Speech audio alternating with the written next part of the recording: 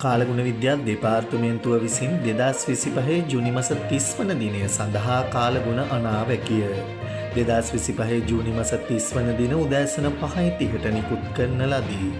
බස්නාහිර, සබරගමුව සහ වයඹ පළාත්වලත් නුවරඑළිය, මහනුවර, ගාල්ල සහ මාතර දිස්ත්‍රික්කවලත් වැසි වාර කිහිපයක් ඇතිවේ. ඌව පළාතේත් අම්පාර සහ මඩකලපුව දිස්ත්‍රික්කවලත් සවස් කාලයේදී හෝ රාත්‍රී කාලයේදී ස්ථාන ස්වල්පයක වැසි හෝ ගිගුරුම් සහිත වැසි ඇතිවිය හැක.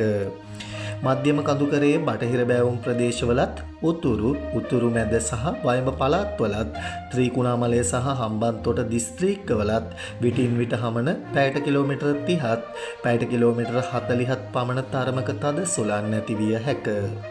ගිගුරුම් සහිත වැසි සමග ඇතිවිය හැකි తాවකාලික තද සුළං වලින් සහ අකුණු මගින් සිදුවන අනතුරු අවම කර ගැනීමට අවශ්‍ය පියවර ගන්නා ලෙස කාලගුණ විද්‍යා දෙපාර්තමේන්තුව ජනතාවගෙන් කාරුණිකව ඉල්ලා සිටිනු ලැබේ.